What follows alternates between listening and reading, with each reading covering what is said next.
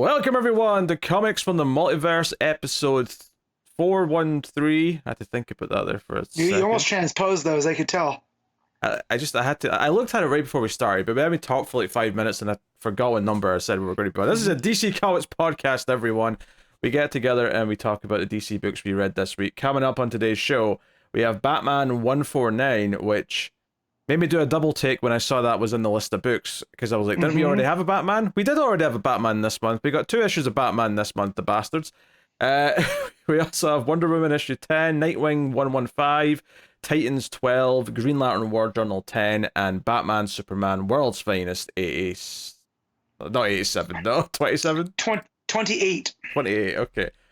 Where did the 87 come from? You and numbers today. My old joke was numbers are dumb. I don't know where I put 87 from in there, but so something got lost in translation. Regardless, that's what's coming up in today's show. Look forward to all those shenanigans. But yeah. But first, Matt, how was your week? Hot. It's heating up. Currently, it's 39 degrees Celsius here. Oh dear! So, no. Yeah, football was rough this morning, so we got started early. But still, it was in the low 30s at 7 o'clock this morning. So, love of the game and all of that stuff. But yeah, other than that, it's been pretty quiet, Yeah, June has not been that hot here, I have to say. I think the next few days are back to kind of what it was like in May. So it's going to be the hottest it's been in weeks over the next few days. There's still nothing too extreme, though.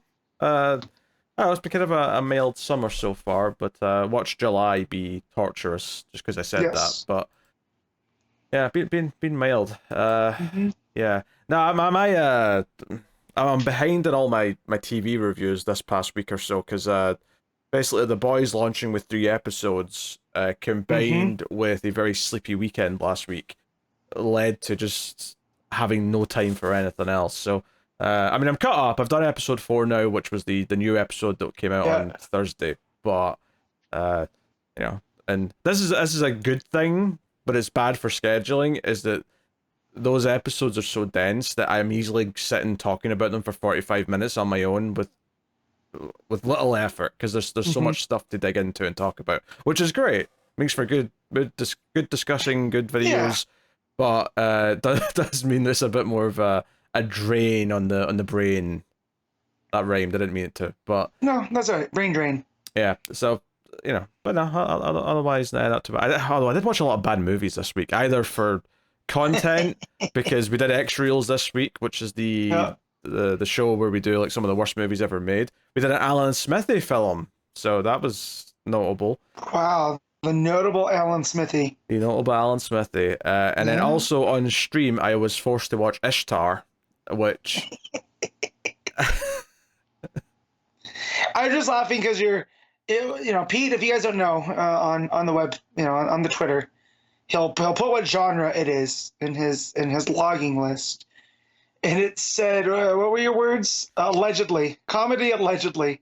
Yes. And that sent me. That gave me a good chuckle at work. I genuinely went into it not knowing what the plot of Ishtar was, and it kept. At first it felt like it was just a simple story about one thing, and then it developed into a whole comedy version of like a spy plot, and it just no. Would not recommend it. It used to be the most expensive movie to ever bomb, and then modern filmmaking took over. But Ishtar was like a punchline in if you were trying to stay up on movies and bombs and all that, Ishtar was the one for the longest time that held that title.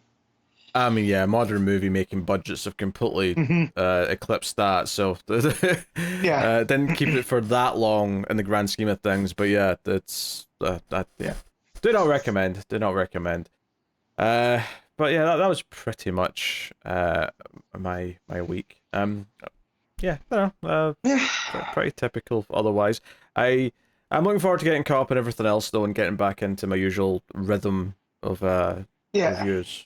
So we'll see how it goes. I'm trying to think if I saw anything of note. I did watch an episode of Black Mirror, which I mostly enjoyed.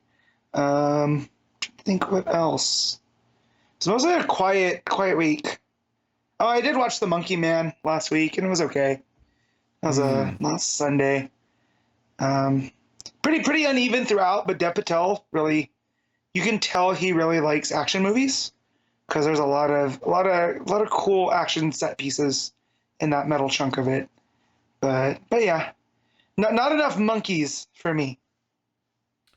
Oh, I suppose. I mean, last week I mentioned I watched Adam's Family. I actually watched Adam's Yeah. Family Values like last week after we did the podcast. I did that night. So I watched both Adam's Family movies now. Which I've had the hankering to watch Values since I saw you watched it. It's pretty good. Like, you know, it's. I mean, they're both solid comedies. Yeah. More or less. I grew up and watched Values more because it had its own. I feel like it wasn't trying to be Addams Family. It was just trying to be a comedy, if that makes sense. Like there were those Addams Family tropes, but it seemed more zany, and they took a little bit more risks with Values.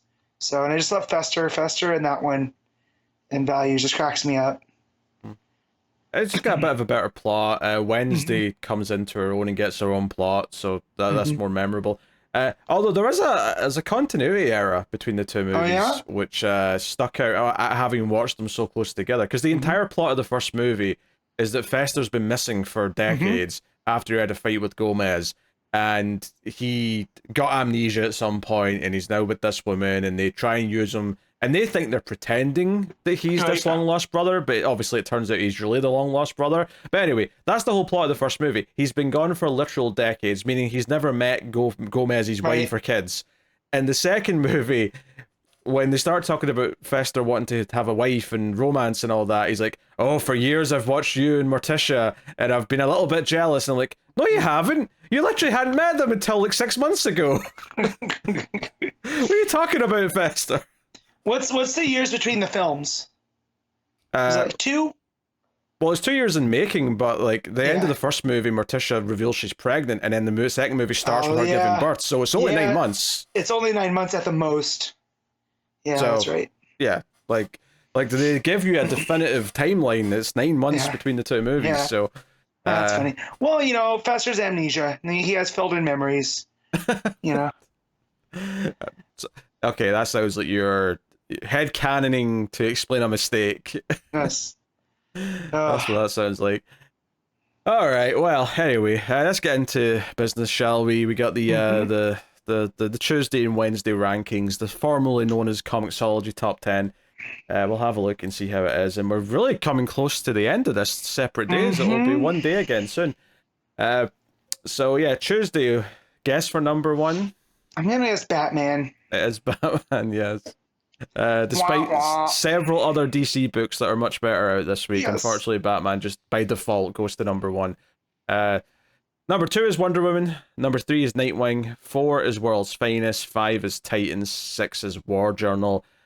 Notably, that's the 6 books we both read, so it's nice to see them all selling the best, at least digitally. 7 is Hellblazer, Dead in America. 8 is Catwoman. 9 is a collection called Critical Role: The Mighty Nine Origins. Fair enough. Okay.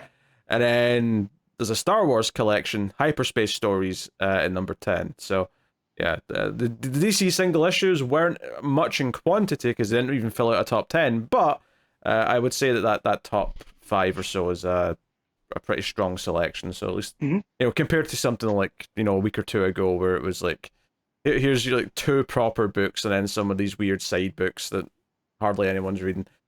Wednesday, as per usual, Marvel flood the comic shops with a lot more books. So you got a guess for number 1? So I'm looking, and there's of course Ultimate Spider-Man, right? But there's also an Amazing Spider-Man that dropped. But I'm gonna go with the G.I. Joe trade and guess it's Destro number 1. That's number 2, Matt. I'm sorry. You tried. Is it Ultimate Spider-Man? It is Ultimate Spider-Man. Your first guess Spidey still sells. Correct. Yeah, Spidey still sells, but I thought maybe it'll sneak in there, Yeah, that said, though, number 3 is Amazing Spider-Man, and I feel like Amazing Spider-Man hasn't been doing that well recently. So that's actually a bit of a change. 4 is Immortal Thor. 5 is Invincible Iron Man. 6 is Doctor Strange. 7 is G.I. Joe, Real American Hero. 8 is Wolverine. 9 is Dracula Blood Hunt, which is a Marvel book still. And then 10 is Sensational She-Hulk. So, yeah, Marvel and G.I. Joe is the is the top 10 this week, and hell, even most of the next batch are all Marvel as well. We do have a Tom King Dark Horse book, Helen of Windhorn, at number 15, maybe worth mentioning. The Jeff Johns Image book Redcoats at number 16. Turtles Last Ronin book at number 80. Yeah, so there's some other things sprinkled throughout, but definitely a heavy Marvel Wednesday again at the top. So there you go. So cool. Sweet. There's not really news this week per se. But I will point out there was a set photo or two from the Superman movie, and I only wanted to bring this up because it was a photograph of like one of those classic newspaper dispenser things, right?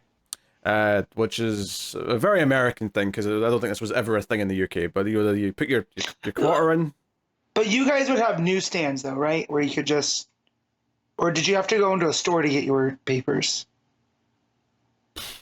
I mean, newsstands might have been a thing before my time. I don't remember newsstands when I was a kid, but yeah, there's a lot of shops selling newspapers. But well, because I mean, we don't have those necessarily in my part of town, but I still see those newspaper ones where you put the quarter in and it opens up.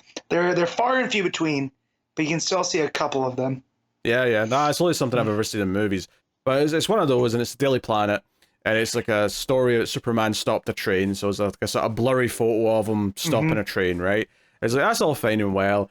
It says article by Clark Kent, which is kind of funny. He's basically pumping himself up. Yeah. Saying, hey, you look how great Superman is. But the real reason why I really wanted to bring this up, I mean, it's a fine enough fun photo of this newspaper if you want to go check it. But someone on Twitter did spot that if you can just barely make it out because it's not easy to read because it's it's kind of blurry. In the bottom corner of the newspaper, there's just a little small bit of text saying Lex Luthor wins some award. And I just thought that was funny because I can just imagine Lex being pissed that he gets a small little bit in the corner and told, oh, you want more information on Lex, go to page, 23. Like, Superman gets the front page headline. I feel like there's already some intentional storytelling choices being made there, which I can appreciate. Still don't like the suit very much, but, whatever. I'll just put up with it. I gotta see this because I missed that Lex Luthor part, so I gotta see this now.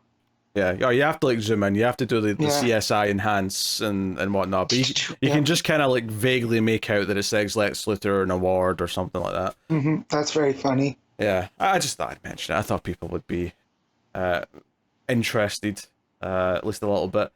But yeah, I mean, otherwise we can get into the books. We have a supersized issue of Batman. Well, kinda. It's supersized in the sense that there's no backup, so the full page count goes to the main story. So it's a longer main story.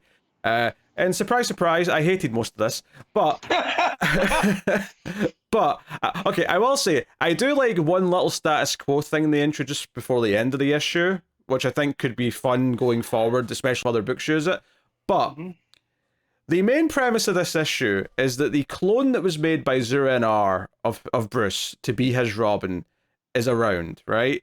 And Batman finds him, and the plot of this issue is that this clone is actually aging quicker because, well, obviously he's already in his late teens or whatever, right? So he was designed to age quick, but it's not stopping. He keeps aging quick, so he's going to be dead in a few weeks at this rapid aging, right? So this issue is Bruce Wayne dealing with the fact that he's got a clone of himself dying and getting all sentimental about life and stuff. And I hate every part of this concept. I don't want a Batman story to be about him with a clone, shock, that's how he gets a hand back. He basically, the clone sacrifices his hand to give it to Bruce Wayne. This become Batman the Clone Saga. I hate it. I hate all this cloning shit. Logically, I agree with you. But compared to where we were, I was so glad not to be reading Zur-En-Arrh anymore. I was fine with Bruce checking in with the rest of the Bat family, or them checking in with him, and him dealing with the death of this clone and getting sentimental. I get what you're saying, Matt, but the Zur-En-Arrh stuff's still thick here because, because Bruce Wayne in this issue discovers that Zur-En-Arrh's got secret, offices, got secret places, bunkers, I mean, we knew about at least one bunker, but there's a secret part of Wayne Corporation's building that's like new to him. And not only that, Zur-En-Arrh had put away $13 billion, so now Bruce Wayne's just a billionaire again. That's how we've magically fixed that. I got to there and I wanted to throw my comic. I was just rolling my eyes a lot. The entire, like, the idea of getting Bruce to a point where he's getting to the realization that he has by the end of this, that it's all about his Bat family and like helping them and them helping him is kind of what he should be focusing on. I like that sentiment. I like that he buys this new mansion in the middle of the city because he wants to be in the heart of the city, and it's now the home for all the Bat family who need a home. So we're going to see all these other characters live there. They do mention that Dick and Babs live together in Bloodhaven, so they'll stay there mainly, but they've got rooms here if they need them. But, you know, okay, and it's the Pennyworth Manor. Fine. No problems with that. As a status quo change that we can maybe use in a lot of the Bat books going forward for the next few years, I like that. That's completely fine. But this plot of being concerned that this other Bruce Wayne is dying because he's a clone, I freaking hated.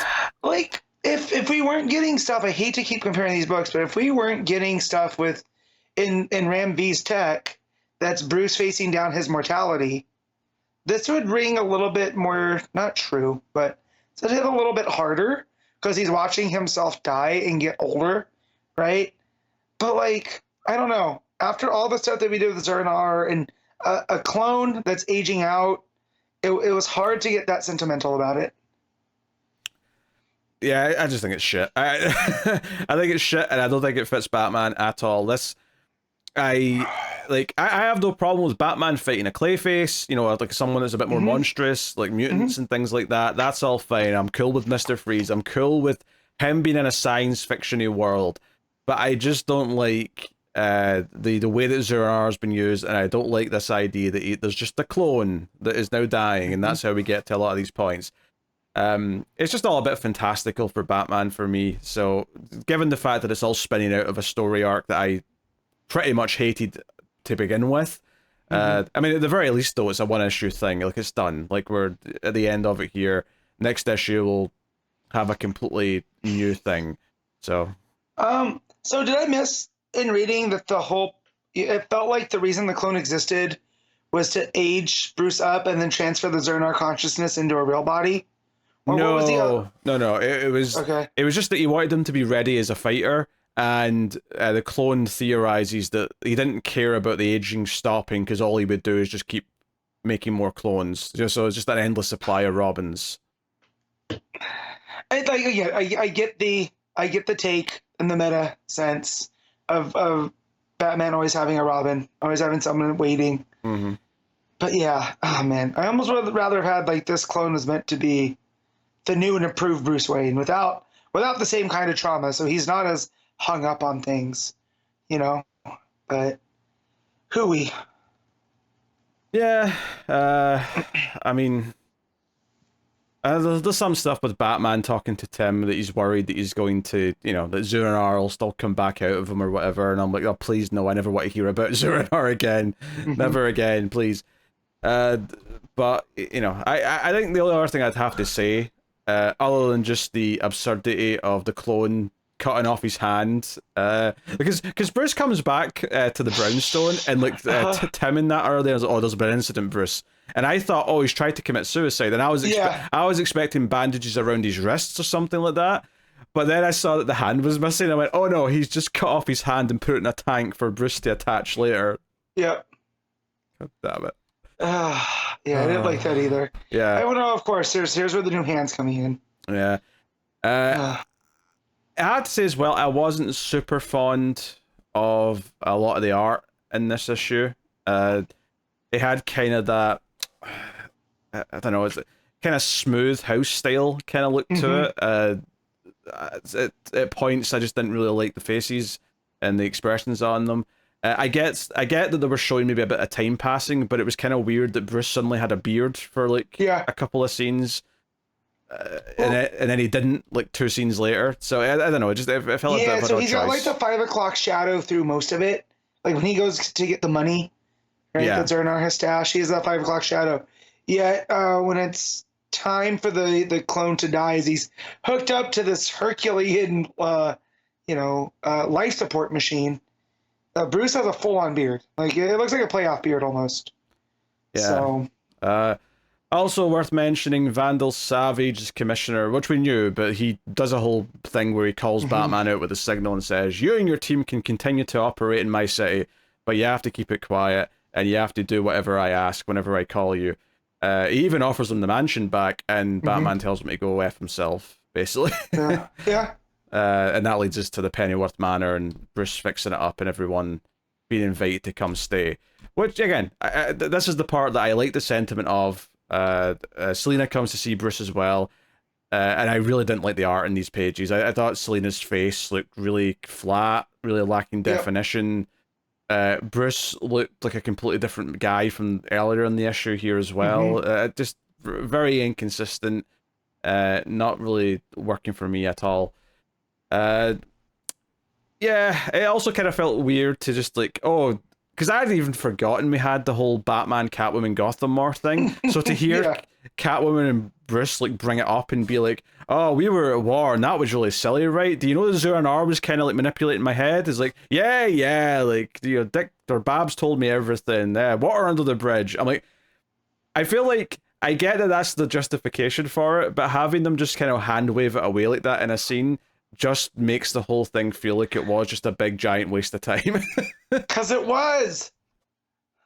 I know, but don't point out that it was a waste of time to me. Yeah, I will say I do like the coloring in that scene. The purples really look nice. With the stars behind them and stuff. Like it makes for a nice like that. And the layouts are pretty good. But yeah, her face and a lot of those, Bruce's face. There's that one where she's looking over her shoulder. Yeah. Where she helps him up, and then that last panel's her looking over her shoulder, smiling. Yeah. Like, I'm like, she kind of looks like Crispin Glover. Expected her to do the dance for Friday the 13th. It looks more like obviously it was already mentioned earlier in the page, and you could see her in a bit better light up in a different panel. But it almost looks like, wait, is Tim going through like an emo phase or something, and he's just like dripping his hair down? So wasn't particularly keen on the art in this issue either. So like I say, I like the status quo setup of this new mansion and the name and the Bat family all being there. But everything else in this issue, how we got to that point, how Bruce magically has his new hand, how he's got all this money again, the getting emotional watching the clone of himself dying. I get thematically what it's trying to do. I just conceptually don't like any of it as a Batman story. I'm not saying it's impossible to do a story where there's a clone of Bruce and Bruce has to like face his own death. I could see a different execution of that where it does work, but in this, I didn't like it at all.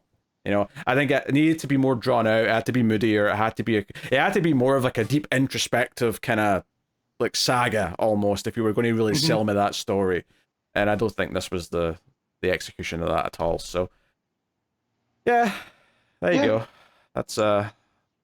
There's a little joke here when Selina shows up and sees him like finishing putting the coffin in the grave, and he's like, "Oh, I'm just burying my past," which is a bit of an on the nose joke, but I'm like, yeah, it better stay buried, okay? Right? That's better be the last we're hearing of this Zur-En-Arrh bollocks. I swear. I don't want any ogles digging up fake Bruce and no.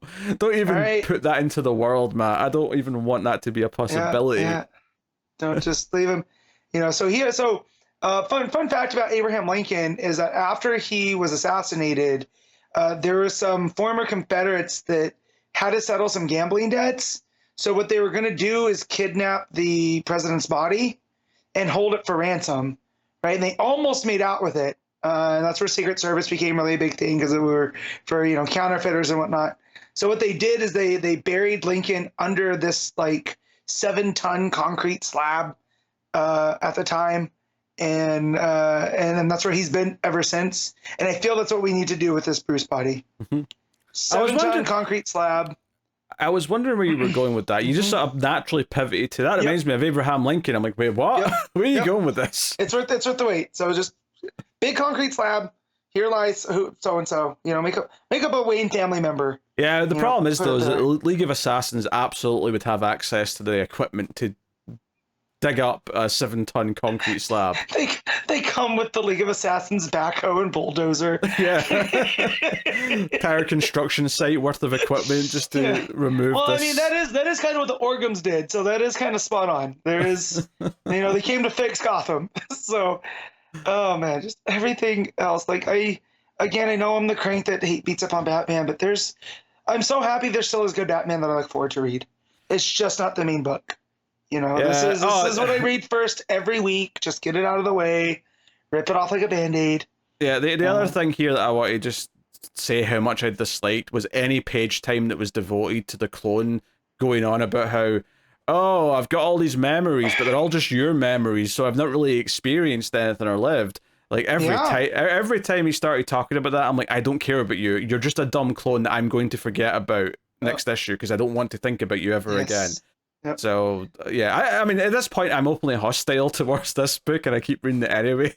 But it does give us a little good stuff. Like, again, people now got to learn about Abraham Lincoln's tomb because of Batman. Yes. But yeah, it's just once we got to the clone, I just thought, like, look, man, Spider-Man had the clone saga. Batman don't need one. Let's just never mention this again. No. Yeah, we'll see. We'll see what Zdarsky's doing next time. I guess they gave this an extra issue this month because I presume that they want to tie into Absolute Power with the next arc, and this was just to get this out of the way, kind of thing. Which is fair enough. I don't necessarily begrudge that, but so I peeked ahead. Issue 150 is going to have art by Dennis Cowan and George Jimenez, so at least it'll be nice to look at. You mean Jorge, right? Yeah, that's what I meant. Sorry, Jorge Jimenez. I worked with a guy named Jorge, but he'd rather been called George, so that's where my brain goes Fair first. enough. So did I. And I remember once saying to him, isn't your name supposed to be pronounced Jorge?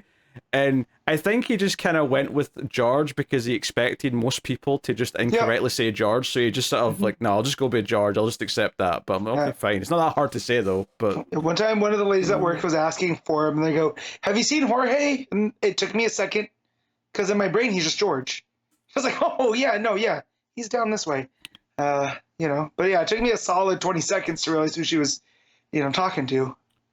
We're talking about. It's that's Batman. what are you rating that? I'm gonna give it. Oof, do I go that low? I'll give it a middling 5 out of 10.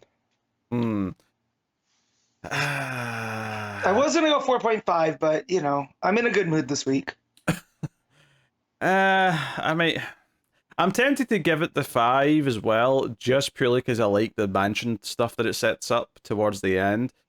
That said, though, I wasn't a fan of the art, which arguably should then drag it back down on top of the story stuff, mostly not being to my taste. So yeah, I'm going to go with a 4. But but I just I'm giving my thought process because it was at least one element that I did like. So that is that. Next up, we've got Wonder Woman issue 10, Legacy number 810. Tom King writing with Daniel Sampere on the art. So this kind of wraps up Wonder Woman's time being held captive. Although technically this issue she's still captive in a sense, but she's been moved to an island. Yeah, it's a different kind of captivity. So if Batman was like the pre-show, preliminary match on a card, Wonder Woman 10 is definitely the let's start this off with a bang issue.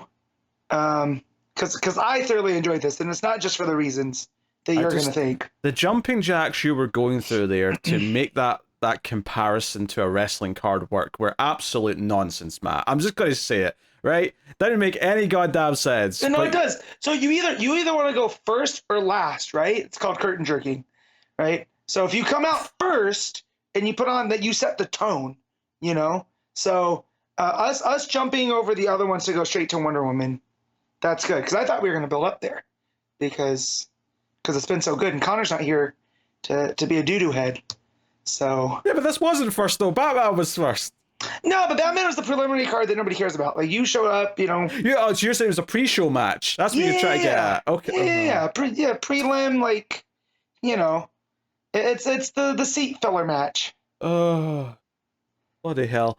All right, so this issue is made up of 2 plots, which by the end intersect. We have the lighter fun plot, which is the 3 Wonder Girls looking for the invisible jet, figuring out how to fly it, and just all of their banter on their way to basically just pick up Diana. Because we find out that Diana, I won't say intentionally got captured, but kind of went along with it because ultimately her goal was to save Cheetah, who had already been taken by the Sovereign. And the Sovereign, in his opening narration, kind of like indicates that, look, we weren't going to give up, but we accepted that we weren't going to be the ones to break her, and maybe the best thing was to put her with a different type of animal.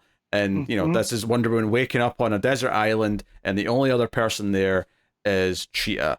And that kind of is our focus of the issue. So I loved pretty much all of this. The only thing I'll say is that I don't think Sampere, as much as Sampere's art is gorgeous, and it is, and it's gorgeous here, I don't like his design as Cheetah as much as some other designs of Cheetah, if that makes sense. Yeah, that's fine. I mean, I think it's fine. I think she still looks enough like it's fine, and that we recognize. So yeah, no, I'm not saying it's bad. It's fine. Yeah. It's just not as good to my taste as like what like early Rebirth Cheetah looked like. Like I thought that was a way better, more fun looking Cheetah than this one. But like, yeah, it's fine. I'm just kind of saying it's the only kind of negative I would give it. But the stuff on the island, which is just Cheetah is effectively been starving because there's hardly anything to eat on this island, so she actually takes a big bite at Diana as the fighting starts. And yeah, the fighting goes back and forth, and it's mainly, you know, great art, but it's being carried by the narration, which is the Sovereign talking about basically, and this is the main point he kind of starts off with and comes back round to by the end, which is, okay, so many people consider Cheetah the nemesis or the counterpoint to Wonder Woman, but how does that make sense? Because when you look at the others, like, you know, Batman and Joker, you've got order and chaos. Superman and Lex, you've got, you know, compassion and greed. Yeah, that was the phrase you used. I was going to say hubris and whatever, but yeah, like they're clear opposites in many ways. But when you look at Wonder Woman and Cheetah, there's not that clear, easily, quickly definable thing.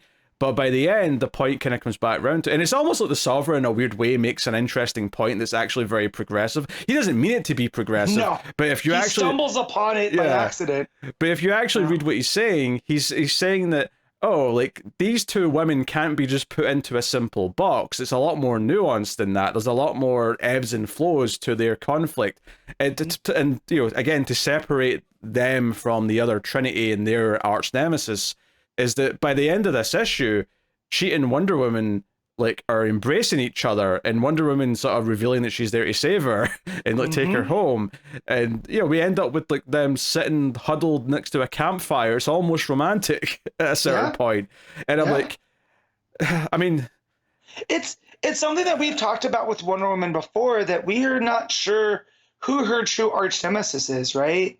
Because like sometimes it's Ares, right? For he's the god of war and he's kind of toxic masculinity, right? But then other times it's Cersei because, you know, the whole magic aspect, or it could be Veronica Cale because if Diana represents like goodwill and diplomacy, Veronica Cale is very much more like Lex, and it's selfishness and greed and all this other stuff.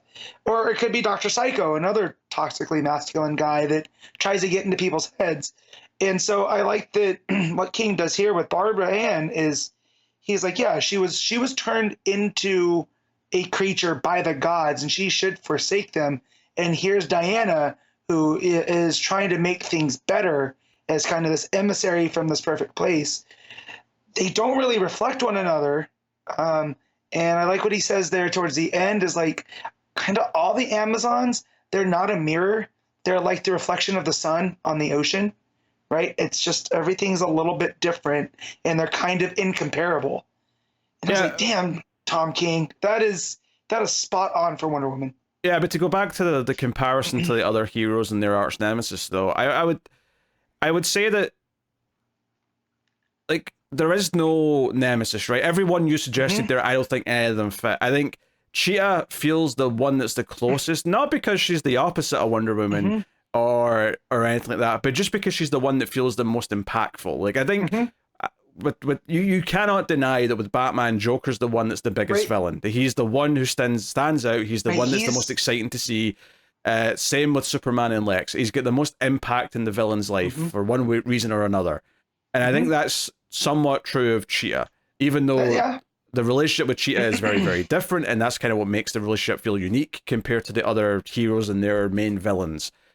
So I think that's interesting. I think it's also interesting that they address here in the narration that Barbara Ann's actually the third version of Yeah. Cheetah. They acknowledge, no, there was the Priscilla version, who was a very different character. There was the one in between that I never remember because I don't think I've ever read a story with the middle one.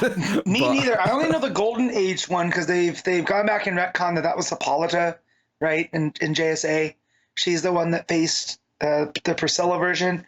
Yeah, the second one I always forget about too. I'm trying to pull up her name now. Yeah, I always know that there was a third, but I've never really, been around her stories or anything like that. Deborah Domain, who was captured by desperate men and forced into the world of yellow fur and orange spots, which actually I know next to nothing about her. Yeah. So that's good of King to remind us that she existed. It's just acknowledging the continuity in the history in some way, which is nice. But they sort of they have this epic fight. Do Wonder Woman and Cheetah. There's a lot of going through trees and going through various bits of forest that ultimately ends with a big moment at the beach with Cheetah choking Wonder Woman, and Cheetah actually wins. Yeah. She actually is the one who's the victor, but then afterwards looks kind of shocked or guilty that she might have won. Obviously, Wonder Woman's not actually dead. No. But Wonder Woman, as she's passing out, says, "No, I don't pity you. This is hope and love. This is me hoping for better for you," kind of thing, which is fun. Also, I have to point out on the previous page, there is a panel where Diana looks like she's going for a cover, like for a 3 count. So maybe the wrestling comparisons weren't completely ridiculous. She also nails Barbara Ann with a super kick on that page as well. So not that page. It's on the after Cheetah jumps her and bites her, where Diana yells "Damn you!" That is a full-on super kick. Okay, kinda. I mean, it's hitting her in the chest, but it looks of it though. It's not a. Yeah, she ain't doing the sweet chin music, right? This is more of a desperation super kick. Okay. But I just wanted to point out that panel though, because I'm like, why is she going for a 3 count? That's weird. There's no ref. What's happening? I mean, in theory, she's also working. It's not so much a pin as much as she's trying to hold her in place, right? Because they're also talking about how they. Yeah, but she's hooked the leg. She's hooked the leg though, Matt. Look at it. Yeah, no, she has hooked the leg, but she's also hooked the head as well. So it's not just a typical. She's definitely going for an outside cradle. Dear. But yeah, it's to drive home the point that they fought because you see them at different times of the day over that panel, and right above her going for that pin, them fighting getting ready to collide in front of the moon. I think that looks fantastic as well. But then when Barbara Ann has her and she says that you never made me angry, only sad, and then she says no, not pity but hope. And the expression on Barbara Ann's Wonder Woman face. said that. Wonder Woman. You said that weirdly. Sorry. It wasn't Barbara Ann that said that. But yeah, Wonder Woman says that it's not pity, it's hope. The look of surprise on Barbara Ann's face. It's like the first time that she's had clarity since being brought to this island, and that's kind of just the effect that Diana does have on her, right? Like during their whole history, Diana's never once given up on Barbara Ann. Yeah, and notably as well, the Sovereign does mention that Barbara also couldn't be broken with all their techniques, that she's the only person other than Wonder Woman who's not fallen victim to the lasso of lies. It did not work on her, which shows that even though she's more of an anti-hero or outright villain, arguably, she does have the sort of the willpower, if you will, of equal to Diana. So that's an interesting thing to kind of play with as well. Also, that panel where she does go for the cover, like you said, there's a panel before that where they're jumping each other in front of the moon, which, it does obviously imply that they're fighting over the course of a day and a night or whatever. But I think what I like about it is that it's like they clash in mid-air in front of the moon and then land in daytime. It's almost like if you're watching a movie and you get a really smart transition where it's like it just kind of transitions into the next time, which I think is kind of cool. So, yeah, obviously the art's gorgeous. There's a lot of funny art as well with the Wonder Girls where they're just sitting in midair. They do this thing where they never do the faint outline of the plane. Right. They never do the kind of we can see through it kind of thing. they're just sitting there, and it does look kind of silly. And they play up this idea that Cassie's actually kind of scared because they're like 40,000 feet in the air. And they're like, Cass, don't you fly? She's like, yeah, like 10 feet off the ground. This is 40,000 feet. It's different. You know, I thought that was fun. She never looks down either. She's keeping her head. Like, the tension in her body is throughout that entire sequence. It's very funny. Yeah. The body language is there the whole time. Also, earlier on, when they're on the runway trying to find it, and Cass just like bonks her head on the invisible jet, and then Yara starts making fun of her. Like all the back and forth there, the chemistry's pretty fun, all good stuff. But yeah, so the actual like fireplace. When Wonder Woman wakes up after losing the fight, she's sitting next to the fireplace, and Cheetah sits next to her, and yeah, like, you know, they kind of joke a little bit about her eating Wonder Woman. You know, like making her think of food and whatnot. But yeah, so yeah, Cheetah asks, you know, why are you here? And she says, same reason you are, I was captured. And she's like, no, that's how you're here. That's not why you're here. You know, and she's like, I'm the only one who knows you. But she's like, no, like, I'm here to, she basically implies that she's here to get her. And and she's like, basically, she breaks down. Wonder Woman actually breaks down because she has to be so strong, and like the Sovereign and everything that's going on has turned the world against her, and she has to put up this strong front for everyone. She has to seem like she's always in control because she has to inspire everyone else to be the same. And Barbara says, "Not in front of me, don't," and hugs her. So we get this like touching, tender moment between them. Yeah, that she's allowing her greatest enemy to be vulnerable in front of her. Yeah, you know, that's sisterhood. Like whatever they are, hero, villain, friends, enemies, anti-hero, whatever. This moment right here definitely defined. This is another Wonder Woman Cheetah defining issue. You know, just since we started the show, this is now 2 that I'm ultimately hyped on. Yeah, and she, so she figures out, oh, you let yourself get captured to come and free me, and Wonder Woman says, yeah, they understand what you might do to them. They knew you'd be a challenge. And Wonder Woman smiles as she says, I knew you'd be angry, which I thought was really good because it was like, oh, your anger's like something we can use right now. Yeah. You know, if I keep you in check, it's actually something that can be a weapon against the villains. It can be a force for good. And is it earlier or later where he says, I don't want to step on it, about that eventually it was Cheetah and Diana that put him in that prison, that she's talking to Libby. I think it's later he says that. Yeah. So I do like that too, that it shows that, you know, they were onto something trying to split them up. And I was wondering when the recruitment stuff was happening, why they weren't going to Cheetah, right? So to find out that they had put Cheetah through the same kind of things, thinking that it would, all the depravity and everything that Diana went through, it would break her, but it didn't. That's actually a good point. I think the implication probably is that they probably did try to recruit her with the lasso of lies when they got the rest of the revenge squad, or whatever you want to call them. Right. And it probably just didn't work, because I think we probably questioned, Cheetah's notable by her absence, but it wasn't a mistake. It wasn't just like she was forgotten about. This was a seeding for this, that they couldn't turn her. And as a result, we're here now. I love the art touch that when Cheetah is putting out her hand to help Wonder Woman up, and she's saying, hey, you know, I spent much of my life hating you and the rest loving you. And Diana says, yeah, same with me. Do you know what that makes us? And Cheetah sighs and says, I do. But as their hands meet and she helps her up, the background goes away, and we instead just get a star, a Wonder Woman star, for lack of a better term. I think that's a really good moment, because again, it shows this friendship. Because basically, I mean, to be honest, I was like, yeah, it means you're married. That's what it sounds like to me. Sounds like you're hitched. She has more of a marital relationship with Barbara Ann than she does with Steve. You know, like her and Steve, like they're a couple, but here, this feels like an actual emotional attachment. That's and it doesn't have to be marriage or whatever, but they feel like they're coupled for sure. Yeah, no, I mean, not in a romantic sense, but just in the sense that they know each other better than anyone else knows either of them, right? And even through all the fighting and all the pain and all the anger, it's still there, and they can still have these moments together. And it seems like they are united now, at least against this front that is now, Yeah.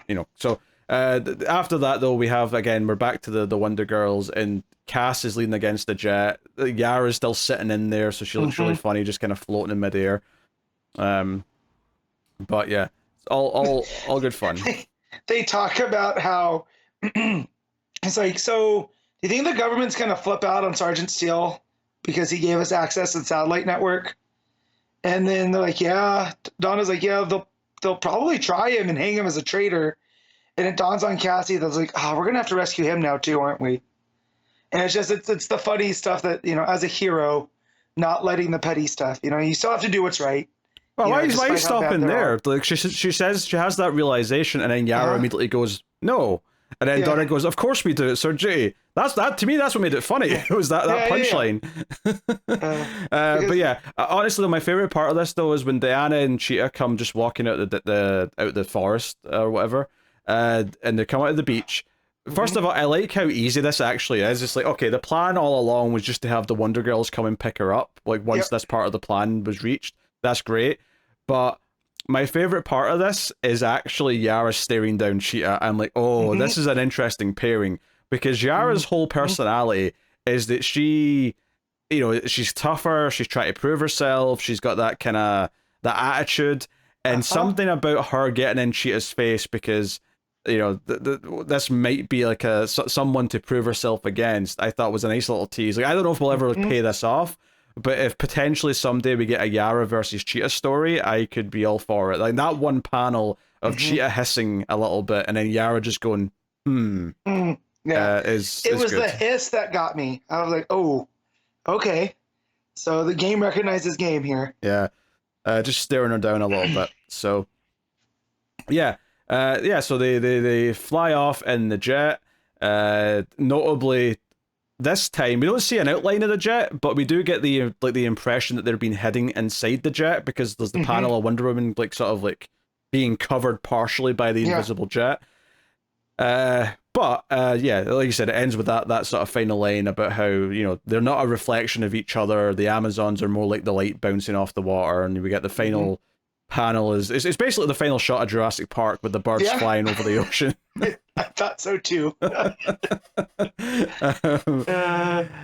We just have a cheetah lady and an Amazon instead of a pelican and paleontologists. Yeah.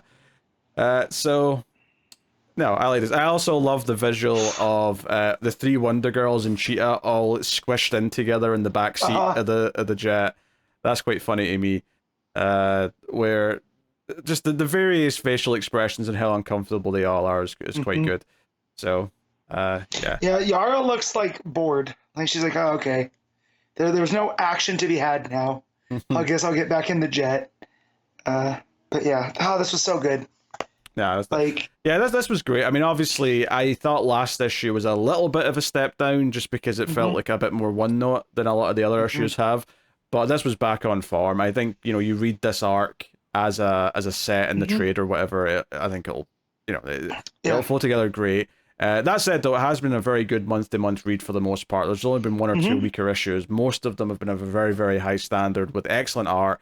I know we've got a fill-in coming up with some tying into the event, but that better than getting that Gilliam March type of issue again, so I'm not going to complain about it. That issue felt like a filler through and through, because even the subject matter of it didn't really get into the it just felt the story off. that we've been going. It felt off in so many ways.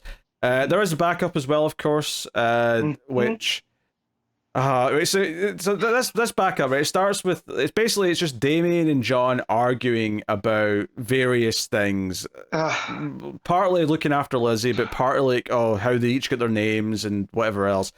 But in the background the entire time, Lizzie is trying to fly a kite, and it keeps going, and she gets more frustrated, and the art's quite good here from Bella and Ortega, where she has Lizzie get annoyed and throw the kite in the ground, and it keeps going, and she's like, it's impossible, and she's crying.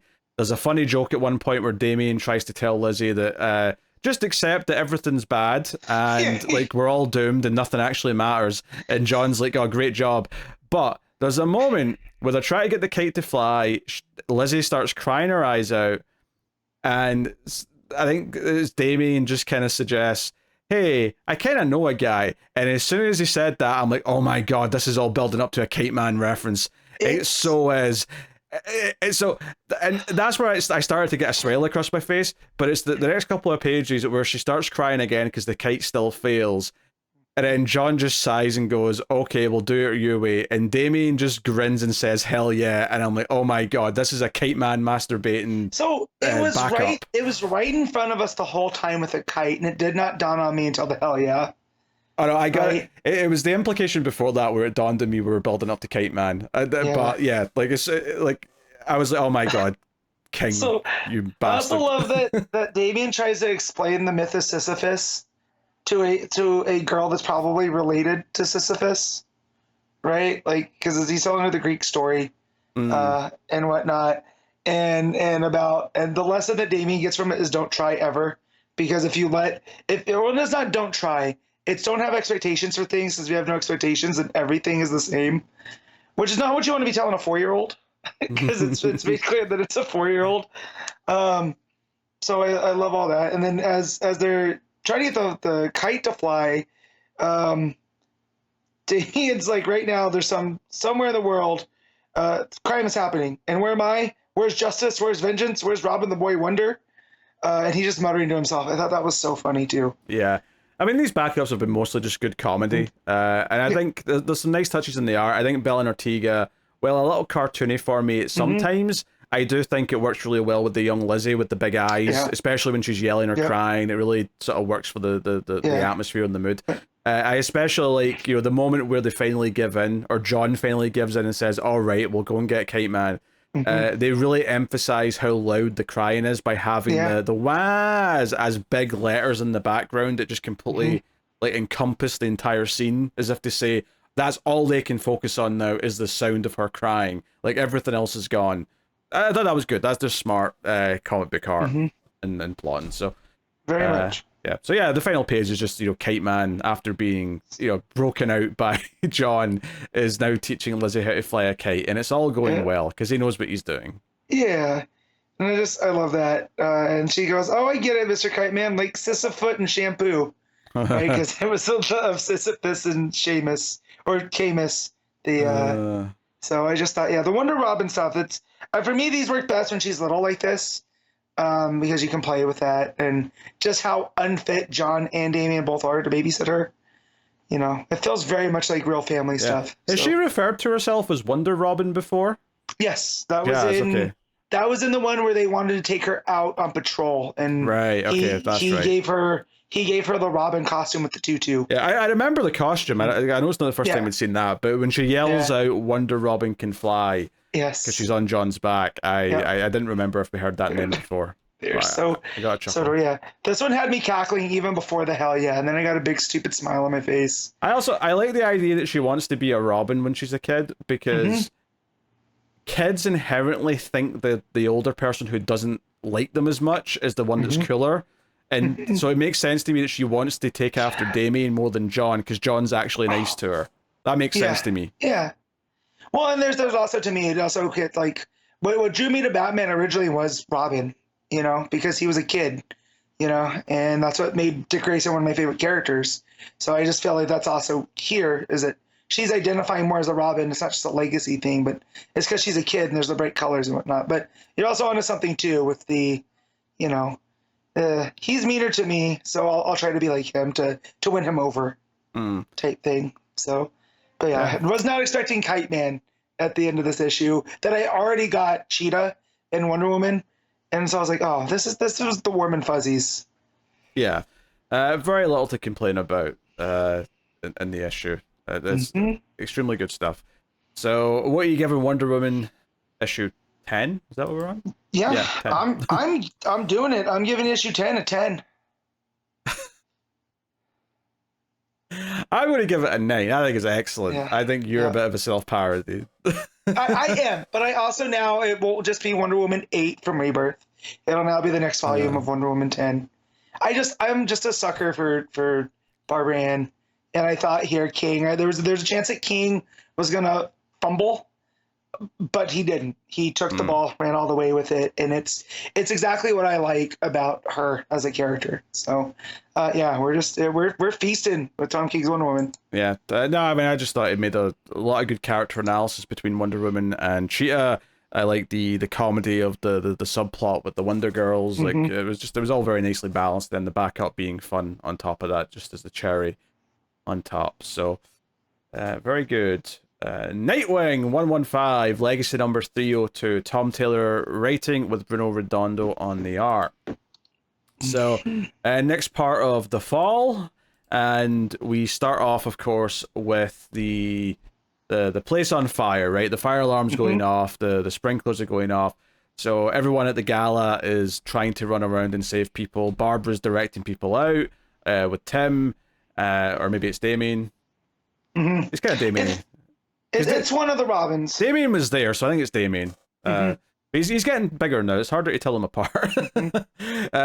But yeah, so this is all a plan from Heartless, who is there with his butler, and he basically comes and says, "Oh, I've lost my butler. Where is he? Like, can you help me find my butler?" So Dick, being the hero that he is, goes to help him, and this is where they have arranged with what's his face, Zuko, to pump in gas into this floor of the building, and the butler's got a gas mask on, so is this Heartless now, and Dick's helpless because the gas starts to knock him out and whatnot. And we get a quick flashback at this point, actually, of when he was in the hospital, because we had the accident last issue where he fell when he tried to climb for the first time, and the parents are like basically saying, "Oh, what do? We're meant to be touring with the circus, but we can't leave our son here alone." They're like, "Oh, maybe we can have a fill-in for his dad." Yeah. Were they talking about Boston Brand? Did they not name someone? No, they said, "Look, there's a guy that maybe fill in for a bit. He knows how to entertain the crowd. It must be. He's with the Edward Circus for a little while." And I was like, okay, yeah, that checks out, because we do know that Boston Brand did know, what's his dad's name? John Greason for a little bit. That's been established. So yeah, I wasn't even thinking of that, but yeah, you're right. Yeah, it probably is him. But yeah, it's just it's this sweet flashback with him and his parents, and I feel like you don't get a lot of scenes with Dick and his parents together, so it's actually kind of nice to see for a change. So yeah, but this was all a ruse to kidnap Dick, and to the point where they even kidnap, like, Barbara sees him again when he's getting carried out, but they put him in an ambulance, and they've actually like paid off the ambulance driver, or maybe he's just a guy in a hot costume. But either way, pay off or not, it doesn't end up well for the. Oh, it doesn't matter. He Ends up dead because they take him, to wherever secret location they want to take him to, and they start looking him down. And what do they find? They find his mask inside his suit. And obviously, Zuko was like, "Wait, I hate two people in this world, and both of them are the same person. God damn it." Wait, that's funny. I actually didn't realize at this point that Zuko, or not Zuko, that Heartless didn't know that Dick Grayson was Nightwing. I actually just assumed they did for some reason. So him having a reaction to this was quite interesting. But yeah, the butler, who of course was previously a serial killer, that was all part of Heartless's backstory, just walks up behind this ambulance driver, or whoever he is, and slits his throat and then stabs him. It's stabs the other one, because that's a different guy. Oh, sorry, he slits the one guy's throat and then stabs the other one. You're right. Yeah. Right, so he kills these two guys and is like, "Hey, this information that he's Nightwing is very valuable. Like, we should keep it limited to just us, like, kind of thing. No one else can know." But then the Heartless looks down at the mask for a second and is like, "You know what? This is perfect. This is better even. This actually is going to make the entire plan work even more than it was going to before." So, okay, that's interesting. And then the big ending of the issue is that we start with a POV shot of Dick, and it looks like the journalist who was confronting him about like the shady footage or whatever at the gala last issue, which the issue did remind us of at the start of this issue. We see him try to talk to Dick again briefly, just to remind us that he's there. That's good writing to remind us. But he's been heartless, or heart extracted, or whatever. He has a big hole. He's got a hole in his chest. He has a hole where his heart used to be. I was just trying to think of a word to describe it quickly, but it's a POV shot, and the Heartless gun is in Grayson's hand, or it's close enough that he picks it up, And the SWAT team comes out, and basically what we're seeing here is that Heartless is framing Dick Grayson as the Heartless, right? So the SWAT team come out, Dick's got the Heartless mask on, and they're like, no, we're getting you. Like, you're a sick bastard. You've been killing people left or right. So Dick tries to run, and he even thinks to himself, I can't drop the gun because my fingerprints are on it now, so I'm going to have to like take that with me. But of course, when he runs to the edge of the rooftop to get away from the SWAT team, he currently can't jump. He's scared of heights.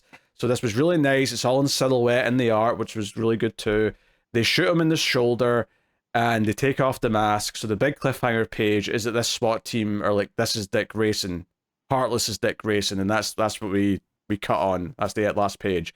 Big cliffhanger, like the last issue of this. I thought this one was better paced. However, it still felt like it was over so quick. Like, I got to this page and I was like, wait, I'm done already? Man, it reads so quick. And I mean that in the best way possible. It just goes in because it flows so well and the art's so good. But you're super invested in everything that's going on. So you're flipping those pages fast and taking it all in. At this point, they've set up everything so well that I knew that, because even when he started running from the SWAT team, I'm like, he can't jump. He doesn't even have a grapple gun on him, never mind the fact that he's scared of heights now. So he gets to that ledge and you're like, oh shit, he's screwed. He has nowhere to go. Yeah. Yeah. Well, and also he's back in Bloodhaven, right? Because he mentions, like, he wasn't Gotham. Now he's back in Bloodhaven. So, he's starting to he doesn't even have his bearings. So, and just everything here with the purples, yellows, reds, all the coloring going off of the art. Oh man, it looks so good. Redondo's so good. Oh, for sure. Yeah, I think I forgot what I was going to say there. I had a thought. No, it was as you were talking, I had a thought. Like, I know what I'm going to say next, and now it's left my brain. It'll come back, I'm sure. But yeah, one of the things that I do think's interesting here, though, is that Heartless has found out that Dick Grayson, his target, is Nightwing. And he's like, oh, that makes all this better. And I'm sure there's reasons why he thinks that, for one reason or another.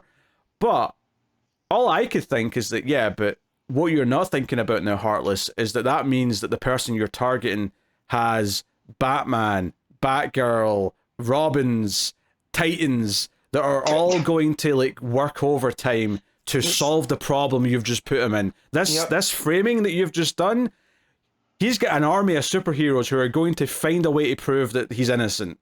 And that's where this is going now, presumably. So, yeah. I was not expecting that. I was not expecting a Dick Grayson fugitive.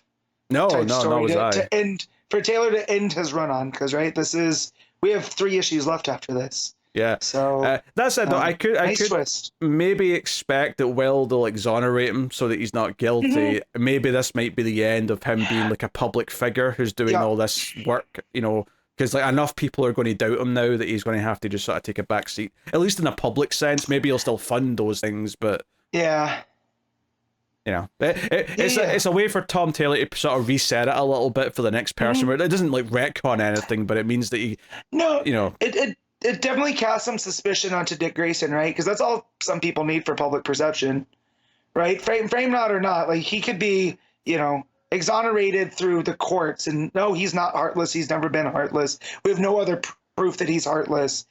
There's still going to be people in Bloodhaven go, I don't know if we should trust Dick Grayson. Yeah, and presumably even the real Heartless will maybe be caught by the end, and they've got, here's the real Heartless. We've got the man. Yeah, it's him. Yes, but but him. I mean, the whole thing was for Heartless. It's to destroy the city from within, right?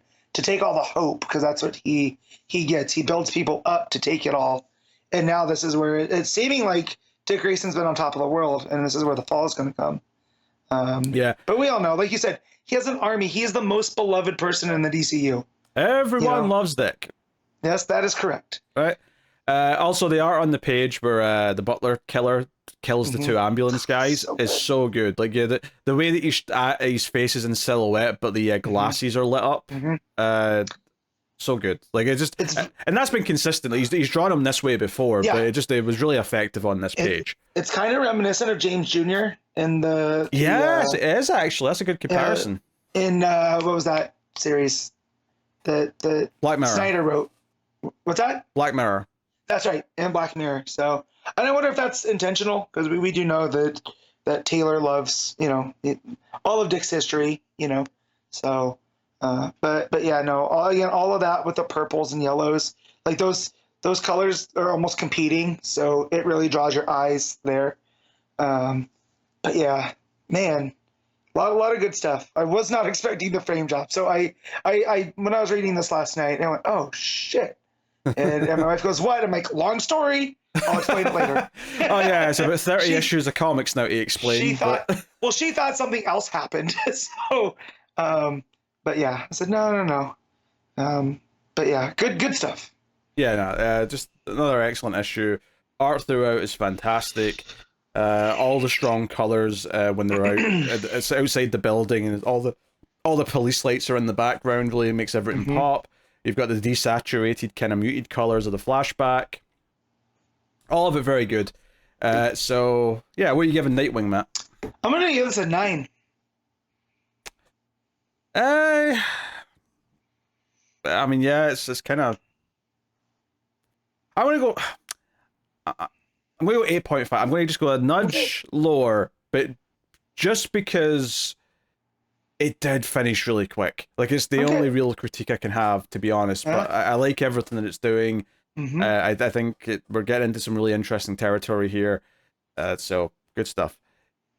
Titans, issue 12. Tom Taylor writing with Lucas Meyer on the art. So, the other Tom Taylor book with a decent amount of dick in it. Not as much dick as Nightwing, but a decent amount of dick. I'm sorry, Matt. Are you disappointed? Not enough dick in it for you? No, just the phrase "decent amount of dick." Just, that could be a bumper sticker. That needs more dick. Put the Nightwing symbol. And put the Nightwing symbol next to it. Let it be known on social media. Matt wants more dick. I don't have any other comebacks to that. I just don't. Matt, anyways, Matt's had some dick, but he really would like some more. More, yeah. Oh, anyways, Titans. Yes. So, Venedia, is that this character's name? I keep forgetting. I'm just gonna call her the Titan Amazo, because essentially that's what she is. I can't remember Venedia ever. Well, I mean, kind of, but like the fact that she's being tricked though, and ultimately is good before her demise in this issue does make her very different to Amazo. But I get what you're saying. True, and she is made by Dr. Mora, who made Red Tornado, so a little bit different. But she has basically all the powers of the Titans. Minus a few. It's mainly Donna and Starfire, right? She's Red Tornado. There you go. Yes, there you go. So yeah, it was a quick flashback with her and her mum, where she basically has a scratch on her face because she fought some bullies who were picking on a kid that day, and she's all excited because there's like a sort of text the Titans kind of thing going on where you can text the Titan, and she really wants to text Donna Troy, and she does, and she did get a response back, and she's all excited, and it's just kind of reminded us, oh yeah, she admired the Titans, she really wanted to be one. They went into obviously a lot more depth to that last issue where we got the full flashback story, but this was like a nice little reminder at the start of the issue. It was a few pages, cut to her holding Donna Troy by the neck in Titans Towers, and she's beating the shit out of them.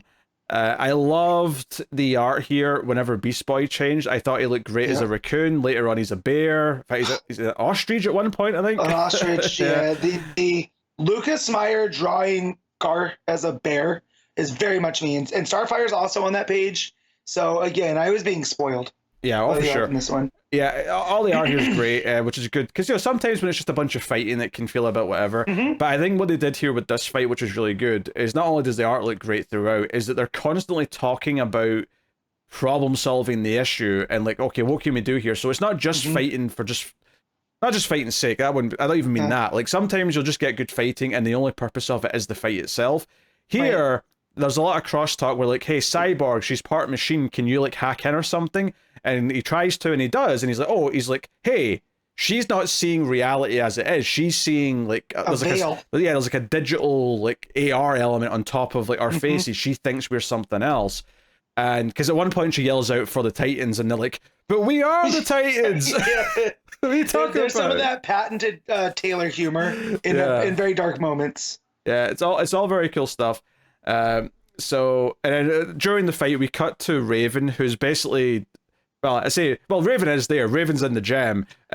Darkwing Raven is like basically arguing with her, and at one point Raven's even like, "Hey brother, you're on the other gem over there. Like, aren't my friends going to beat up this bitch?" And he's like, "Don't get me into this. I'm not getting into your inner monologue. I'm not taking no part of this." Trilogy is becoming one of my favorite characters just because he's so put upon.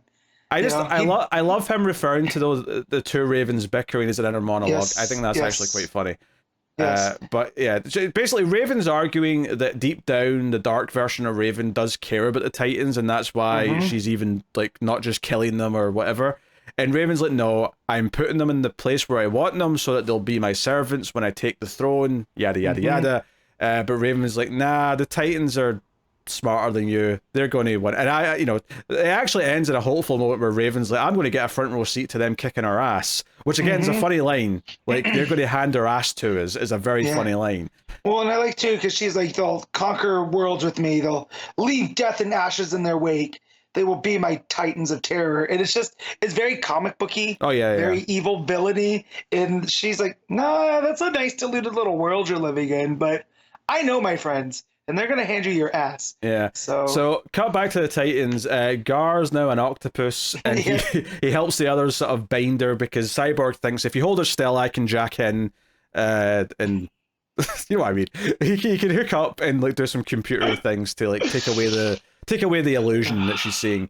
And sure enough, it works. And she's Donna's there for her. And like she smiles and she's like, hey, I texted you once, and she's like, oh yeah, I remember, text the Titan, that was the thing. And she's like, yeah, you guys were my heroes, all of you. And it's kind of this sweet moment where they all realize, oh wait, like she's actually this nice person who wanted to help us.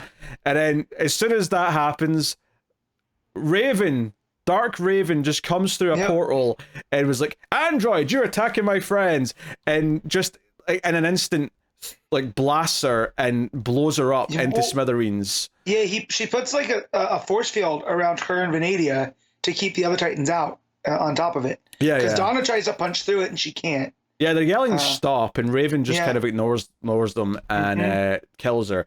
So we get this, and they did it because obviously they want this to be like a super gory, like, M-rated comic book. So the way they handle it, I thought was quite good. You get this big fiery looking version of the word boom with a sort of thick black outline, and then inside the explosion in the word, you get just some silhouette of some body parts. Yeah. I thought that looked quite good. I thought it was a really nice, stylish way of representing it without it being too graphic for the sake of the age rating. So yeah, it's this sad moment where like the head of Venadia is like dying like the Terminator, and she's just saying with her dying words, "I saved you," and Donna like picks up the head and says, "Yes, you saved us," as she starts crying. And Donna is like ready to throw down with Raven. Like she stands up and she's like, "Raven, what the hell?" And Gar tries to step in and mediate it. Starfire tries to play kind of like devil's advocate, says like Raven didn't know, she she was attacking us, Raven jumped in, like this can maybe whatever. So like but they're like, hey, can we trace back as to who sent her and like who did this to her? Like they're at fault here. They're the one that put her in this firing line. And Cyborg traces it back to Mora, so they boom shove over to him, and they're pissed, right? Starfire looks all scary. She sort of like flames up. I love it because they go, security, shoot them, and she's just standing there with her flame hair. She's like, I wouldn't. Yeah. Like I was like, oh, it was giving me Statlander vibes. Yeah. So it does a really nice thing here where Donna's quite emotional and says, you used her, she wanted to help us, you lied to her, you turned her into a weapon. And so I think it does a really good job of making us care about this a guest character. They make us care about a guest character who's only been around for a couple of issues. She was teased. Last issue was where we'd probably get introduced to her, and this issue was her demise. And in that time, I think they did enough to make us care about her, and more to the point, at least make us care that Donna and the other Titans, but especially Donna, is hit hard by this death, and it really makes Dark Raven look like she did cross a line. Like, you did something really evil here, and it's affecting the others, and that's interesting. It's almost like the Dark Winged Queen overplayed her hand. Yeah. So also, like, so you're talking about how they built up Venadia and all this. You've watched way more Star Trek than I have, and we have the whole term red shirts from Star Trek. Was there ever a time on those where they would build up one of the red shirts like that to really make it hit home? That they're not as expendable as we think.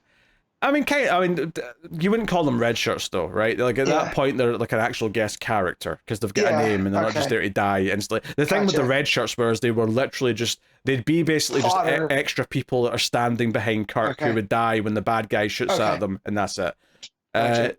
You know, someone who gets a story built up as a guest star, even if they end up dying by the end of the story, they still had a story. You know, they still had a name. So this was like that. So she's not a red shirt in that. I was just thinking like in Galaxy Quest where Sam Rockwell's like, nobody knows my name.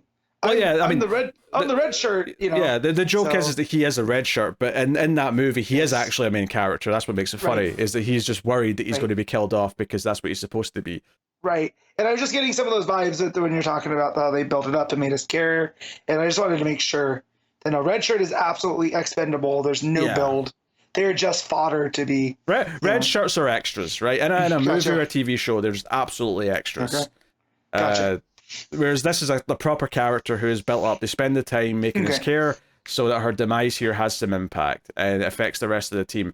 And what's good about it is that it doesn't just affect the rest of the team in a vacuum. It's not just that for the sake of like, oh, they care that this woman has died and was used.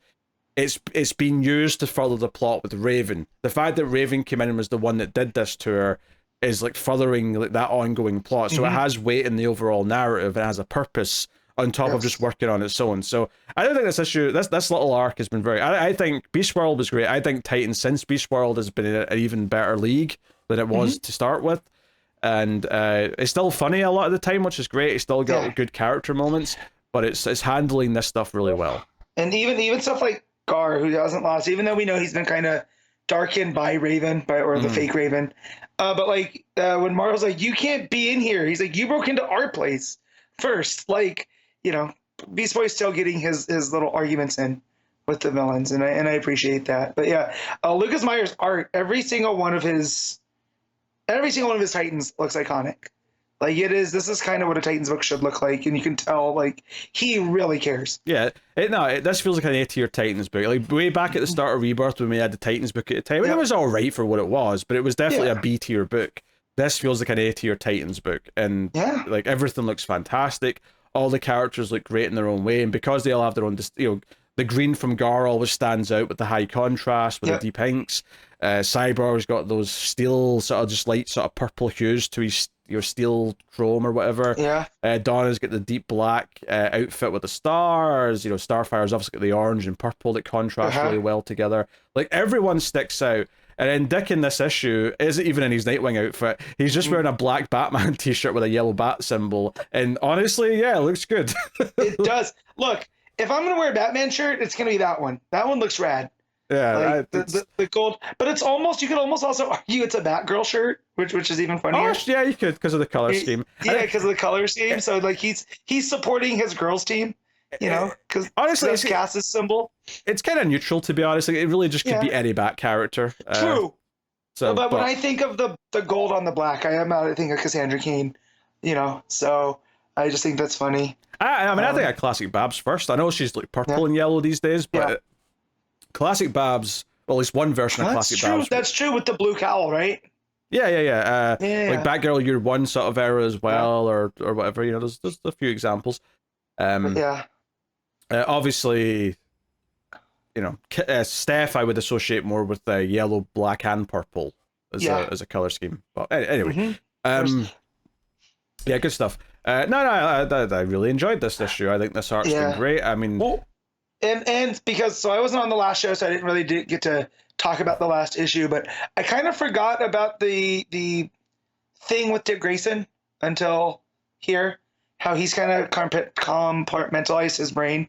Oh yeah, we need to talk about the last page. I was just about to get to that, which is basically Dark Raven confronts Dick and says, where's your mind been? Like I've been reaching out to like find people psychically, and I can't find yours sometimes. Where's it been? And that's obviously a reference to the fact that Dick has been compartmentalizing. Now, when this came up last month, because Connor was on the episode. I said that I thought this was a fun idea that he's kind of compartmentalized into like a Zura and R style Robin, but just so he can have a private place to think. I thought it was a funny little pun, whatever they named it. But because of the Batman book, it did make me go, ugh. Like on its own, it's fine. It's a funny little thing on its own, but because I'm so sick of the 0R shit in Batman, it did make me go, ew. Like I winced a little bit. I believe it was called Circunar. Circunar, that's what it was. Okay. And stuff, and I had forgot about that just because again I didn't talk about the issue too much. Well, after I read it. I think it's clear here. It's been used as a little plot device. It's not going to be a big like focus of the story, right? It's just a little thing Dick's doing to like get around this Raven stuff that's happening. But I was like, why is Raven going? Oh, that's right. He had his little self space, his quiet place, in his brain. So that was good. She's very menacing here, with her purple hair and hoodie on. So they didn't have to demon her up too much. But yeah, so it's really solid stuff. So yeah, that's rate Titans, I guess. I'm gonna give this a 8.5. Yeah, I mean, honestly, I find it hard to really disagree with that. Yeah, I'll also go 8.5. I will say I think the emotional impact of of Nightwing's slightly higher than Titans, but not enough that I would rate it something different. I think they're both 8.5s this week. So excellent. If anything, I just wish they were spread out because it would be nice to get. I feel almost like we're too spoiled this week with Wonder Woman and 2 Tom Taylor books. Yeah, the Tom Taylor week always feels great, but then when it also lines up with Wonder Woman, I'm kind of like, oh, damn it. Like it's too much good stuff. The rest of the month's suffering. But hey, there you go. Green Lantern War Journal issue 10. Philip Kennedy Johnson with Montos on the art. Speaking of good art, actually, with this one, this week is gonna be a real struggle. Yeah, on it. I mean, I already have who won. Like it's already, but you've already made your mind up. You could literally pick, except for Batman, any of the other ones, and you're gonna have a fight. I mean, in the first couple pages here, it's Lantern Shepherds fighting a bunch of the what did we decide to call it? The Spectrum Lanterns? Spectrum Lanterns. Yeah, that's what we're calling them. So they're all different colors. So there's this big full page spread of him flying. He's really small in the panel, but the rest of the page is basically all the constructs from these other lanterns that are fighting him. And it's like basically various spaceships and stuff like that. But there's a pink one, there's a yellow one, a couple of green ones, a red one, orangish. Yeah. Like it's a really colorful, fun page. And then you've got just the art of like John like trying to get through the barrier of the Dark Star. And then I was a little conflicted at first because obviously it's like it goes into his head or he's in like a different dimension or something because when he tries to leave he ends up in this other place. But that's all great. The art with his mom being attacked by what's his face, with the Radiant Dead stuff, like that 2-page layout where it's like it's pretending it's made a construct of her dead husband and like his like sort of Phantom Lantern style like colored face is coming in from the side of the page and the sort of like monstrous tongues coming out of his mouth. That art is gorgeous. Like it's it's a proper horror movie style moment. It's just so good. And he's taunting her saying, yeah, I took the face of your dead husband and like I'm coming after you and all that and all the purple hues and all the rest of it. It's gorgeous. They are here. Like I mean, I enjoyed the issue, the story of the issue as well, but the art was like just putting me over the moon with this one. And then keeping going in that sequence, right? When Steele and Natasha show up and the colors kind of shift because it's breaking through that purple, that Phantom Lantern color. And then when Ellie shows up and it injects the green into there too, it's just, man, it is, all these pages are a sight to behold. Yeah, because it's like it's all just blues and purples and stuff and violets, and then when they break through the barrier, you see red and yellow for the first time in several pages, and it feels like really stark. And then, like you said, the green. There's been nothing like green for the past like 4, 5, 6 pages at that point. So the LA construct coming in full Green Lantern mode to like sort of pick her up and rescue her. Yeah, this sequence was just beautiful from start to finish. And it was properly scary as well because it starts with her sitting on the bed and then that thread popping up, right? And then she starts pulling it and that's where he gets in and it's all very creepy. And then it builds to that, like you were talking, the monstrous look on her dead husband's face, with the tongue and the teeth and everything. Very, very good creepy stuff. Yeah, no, excellent. So the John stuff though, it's basically well, obviously he ends up kind of confronting Olgren, but it's not, it's kind of just a representation of Olgren rather than Olgren himself. At least that's what he says, anyway. I feel this is the personification of Olgren's will. Yeah. That's what they keep talking about. Which makes sense. This is a Green Lantern book at the end of the day. And we're going to be dealing with willpower. But I do like the way that Johnson's telling the story here, where it's like John's taken the role of Olgren. But so we see John, but then there's an outline of what I would assume Olgren would look like, right? So it's almost as if he's acting out all of this in this area that he fought through to get to.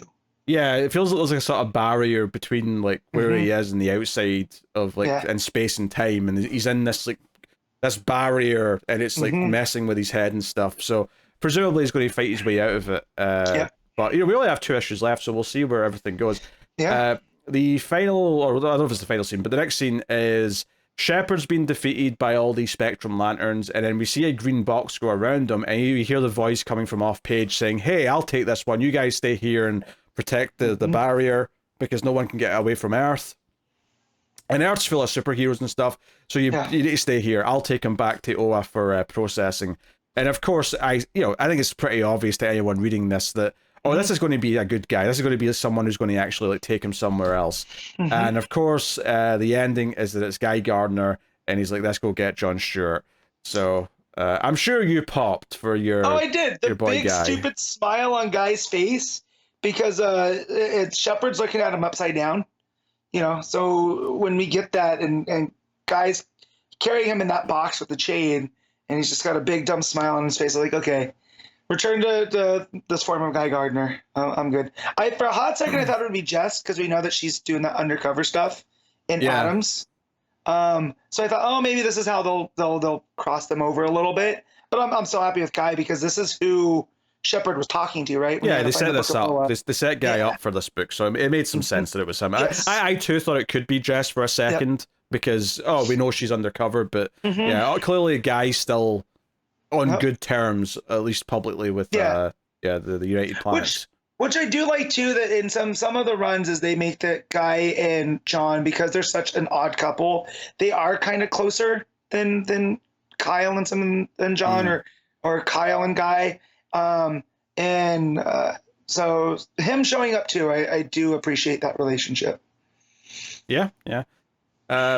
I had a good time with this. It feels like it is kind of barreling towards a big conclusion, and I'm curious to see kind of like just how, because it feels like all this Revenant Dead stuff is somewhat connected to Olgren, which is interesting because Olgren isn't from the other world, right? It's from our dimension.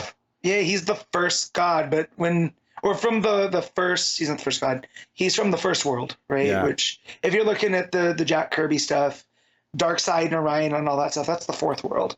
So he predates all of that. But there's a thing that he says here where he says that, once I'm free and whole, he says the great works are yet before us when I'm free and whole. And he's calling him builder and all of this stuff. So yes. I'm wondering if the the Radiant Dead came from that other realm, and that's where John's the master builder. I wonder if he has mastered Olgren's actual will and the Revenant Dead stuff based off of everything that we had. This is why it's drawn to him, right? Because in another dimension, he's fully mastered it. And this wants to get back and partner back up with the Olgren essence. Because I do feel like Johnson is seeding this Olgren stuff through all these other books, right? Because we have, Olgren's Fire in Action Comics? Yeah. So... And now we have Olgren's Will and all this other stuff, and it's speaking directly to John. But this solid stuff. And again, happy to see Guy towards the end. But with 2 issues left, it makes me wonder how much story we have left to fit in to make everything clear. I don't feel like this will be the end of all the Olgren stuff. This book, it feels like at least there'll be one more book where there'll be. If we've got, it feels weird to only have 2, like Olgren's Will and Olgren's Fire. It feels like there should be one more, and that would be like the end of the big epic story that Johnson's been kind of telling through the book. So, be curious to see if he gets a new book, whether it's another mini or another ongoing like action down the line. Yeah. And also we know that Byla, right, because it's the little girl that takes the essence that is talking to John in the beginning, she calls him Uncle Bila, that he's around in this realm that John came out of, that he flew into. So it makes you wonder how much the first world is still around. Because my understanding of all that stuff was like Darkseid is always preoccupied with Earth because it's prophesized that Earth will become the fifth world and supplant them. But it always makes me wonder how much of the first, second, and third worlds are still around in the DC universe. So it's cool to see Johnson playing with all of this. Because Milo's still clearly much around because he was on War World, right? And now we have another version of him here. So it makes you wonder. Yeah. Is it a different version though? Or did he somehow end up here? It was Bila Vel and Bila, I think this one's Bila Vox, something along those lines. All right, fair enough. So yeah, so that's how I took it. Maybe they're two parts of the same essence, kind of like Olgren's fire, Olgren's who knows? Hopefully we get some clarity down the line, but I'm still enjoying it. I kind of love a little bit of fantasy injected into the sci-fi. It makes for a fun read. Yeah, all right. What are you rating Green Lantern Wardrobe? I'm going to give this a solid 8. Yeah, I'm thinking 8 out of 10 as well. I agree with that. Mm-hmm. All right. Batman Superman World's Finest 28. Mark Waid writing with Dan Mora and Travis Mercer on the art. So, a little cliffhanger last time was that inadvertently they made Jimmy look like he was the biggest superhero on the planet, which meant he's the champion. Which meant that this villain from the fifth, sixth dimension, whatever bloody dimension he came from, he now thinks Jimmy's the one that should fight him, and that's where we start off with this issue. Meanwhile, Batman and Superman are trapped in the sixth dimension, and they have to hop back with Batmite through various dimensions to try and get back to the real world. So, yeah, I mean, obviously the art from Mora is phenomenal. A bunch of other superheroes show up to try and help fight, but the villain just snaps his fingers and sort of makes them all teleport somewhere.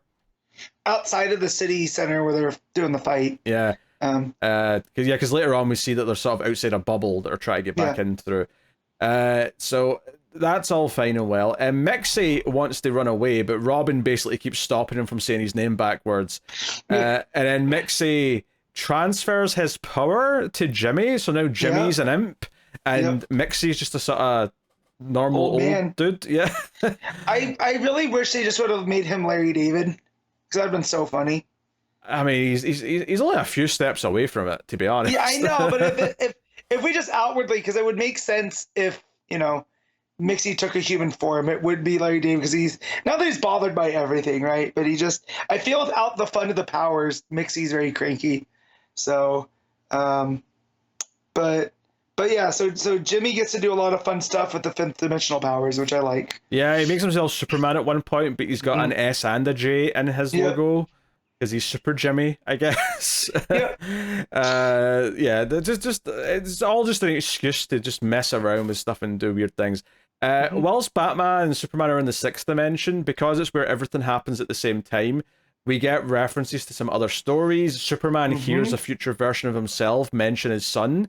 And then Batman, of course, sees the moment from year one where he crashes the dinner party with all the villains and says, "Ladies and gentlemen, you have eaten well." It's a very famous line from Batman Year One. So, okay, it's fun stuff. But Batmite, basically needs to be pep talk into, taking them back through the dimensions. And he takes them through the fifth dimension, then the fourth dimension, and then they do briefly get to the third dimension, and we see, Robin and Mixie. But then, the brakes aren't working, so they keep going into the second dimension, and then eventually into the first dimension where they're just a black circle on infinite white. There's not even any... It's just a dot. There's no room, right? But I do love that it's... So Batman's going in on Batmite, right? Because he doesn't have time for this. And it's Superman that has to prep Bruce, be like, hey, man, you need to talk to him, but talk to him like a person. I know you're annoyed by him, and so I do like that where Bruce reveals himself to Batmite and says, look, I'm not an idol. I'm not a smiling superhero. I'm just a man.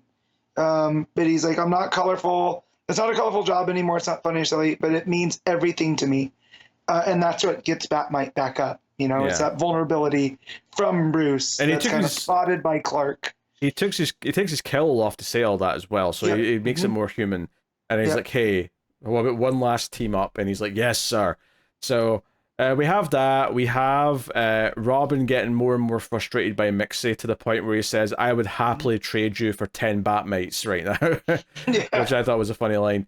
But Super Jimmy, or Mixie Jimmy, whatever you want to call him, actually ends up going to the fifth dimension and bringing back a bunch of other superhero imps to help fight. So we get, Wonder Woman might, Flash might, Robin might, a few others.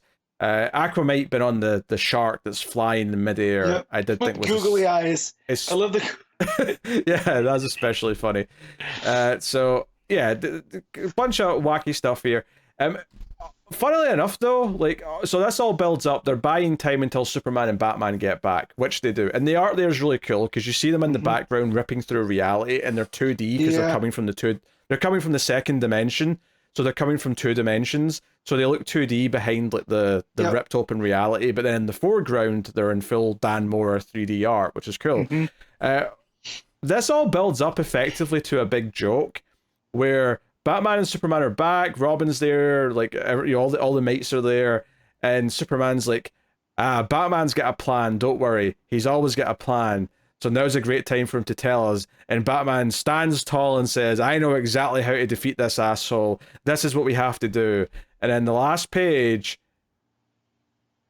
the villain snaps his fingers and Batman disintegrates screaming, and then they're just left there going, what? He's basically been turned into a puppet because Robin's holding him in the smoke afterwards. And then the last panel's just the villain just kind of blowing his finger gun, saying, you were saying. So basically they built up to this idea that Batman's got a plan because he always does, and then this villain who can manipulate reality just takes Batman out of the equation. It gave me a chuckle. It's a funny ending. Don't get me wrong, it does kind of point out, though, that this story, by and large, because we're dealing with imps and all of the shenanigans they get up to, it does ultimately mean that this is all just a bit of light fun and there's no real stakes to anything. Yeah. And I do think that's a fair critique if you want to say that. Yeah, so this villain's from the 5th or the 6th dimension? I think he's from the 6th, right? Because he's from above. Yeah, I think he's above, but I'll be honest, they definitely told us. I've forgotten it, though, because it was 3 issues ago now. I think it's the 6th dimension as well, because he's above the mites, or before the imps. And I think that all that stuff with the time, it's almost like they're lost in the time stream in the 6th dimension, because multiple stuff's happening at the same time.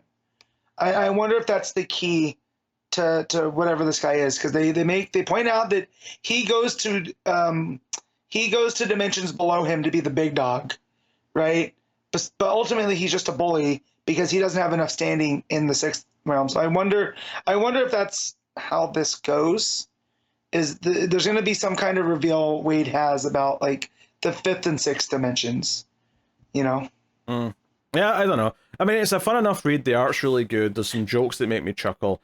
But, it ultimately does just feel like a fun romp, and there's not a lot of stakes to it. Yeah. So, I'm not going to be rating it super highly. Human Mixie saying after Batman goes, hey, don't you remember me? He goes, I drink to forget you. I love all that. And then when the bad guy goes to punch Imp Jimmy, he remembers, you can return to the 5th dimension by saying your name backwards.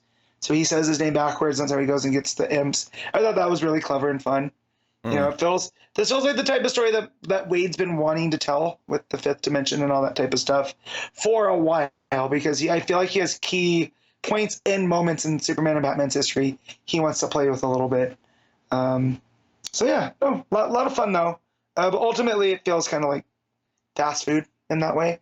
Yeah, no, it absolutely does. All right, what are you rating World's Finest? I'm going to give this a solid 7. Yeah, I think 7 out of 10 sounds right for me as well. I can't go any higher than that, I don't think. All right, well, that'll take us out to the part of the show where we pick our favorite stuff of the week, favorite panel/moment, favorite covers, favorite art, and of course, top 5 books of the week. So, Matt, what is your panel/moment? Okay, so I did love Starfire and Titans when they're saying I wouldn't shoot. I thought that was really good. Nightwing had a couple that were a lot of fun, especially with like the reveal that he's in the Heartless mask. I thought looked really cool. But is it possible I can just pick all of Wonder Woman 10? It's like because there were moments on top of moments in there. So if I only have to pick one, I'll pick it. It's from when Cheetah and Diana are around the fire, and Cheetah leans in to her, and they like kind of embrace in that like that everything's gonna be okay because it's either right before or right after Diana's had her breakdown, and it's just a very great moment that kind of distills these two characters down to their relationship in the simplest forms. So that'll be mine. Yeah, what's my pick? I mean, I'm conflicted. Part of me wants to pick like the death of Vanadian Titans, but at the same time, like I think both Wonder Woman and Nightwing have got moments that I could pick as well. Like even just the moment where Wonder Woman and Cheetah like take each other's hand is like such a cool climax to the build up of that moment and the emotion. Or I guess even just the campfire moment in general of them bonding. Yeah, so I think I'll probably go. Actually, no, I've changed my mind. Okay. Damien saying hell yeah. Okay, that is a good one. That's a good one too. That's what I'm picking. All right. Cover of the week. There's obviously a few good ones. There's the Dan Panosian variant for Batman that I kind of like. It looks kind of old school, but I like it because Batman's just walking on the ground, but it's the sort of orange and red glow of the city behind them and like the fire escapes because it's sort of looking down a street. I just kind of think it looks cool and kind of old school. There's the Dan Mora cover for Nightwing, which is pretty nice. But ultimately, Dan Panosian also did a Wonder Woman cover that's all right. She's a little bit pouty, but I mean the actual overall art quality is not bad. That said, though, for me it has to be Sampere's regular cover for Wonder Woman with the three Wonder Girls and Diana and Cheetah in the background. I think it's just stunning. I think Sampere's been killing these covers for Wonder Woman. It has to be that. Yeah, thanks for covering all the ones I was going to cover too. So now I can just pick Sampere's Wonder Woman as well. The Totino Tedesco cardstock one is pretty nice too with Diana. So she's sitting on the throne. But yeah, no, that Sampere cover is fantastic. Yeah, it's that simple. Art of the week, Matt. This is tough because I really liked Nightwing and I really liked Titans. However, Sampere's clicking on all, on all that entire, and then the Ortega stuff, especially in the backup, really fit this time. So I'm just gonna go ahead and make it a clean sweep for Wonder Woman. Yeah, I mean, it's saying something that the book with Dan Mora isn't even in my top 4 this week, and Dan Mora's art's incredible, but like Montos and Redondo were both excellent. Lucas Meyer's really fighting for it, but yeah, I gotta go with Sampere as well. It's just too good. Yeah. So there you go. All right, top 5 books, Matt. Go.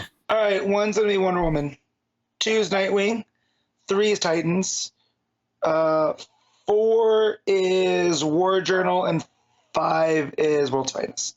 I'm pretty sure mine's identical. 1 is Wonder Woman, 2 Nightwing, 3 Titans, 4 War Journal, 5 World's Finest.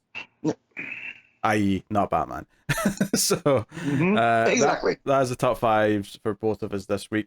Coming out next week from DC Comics, let's see what they've got for us. We have Detective Comics 1086, Action Comics 1066, Superman 15.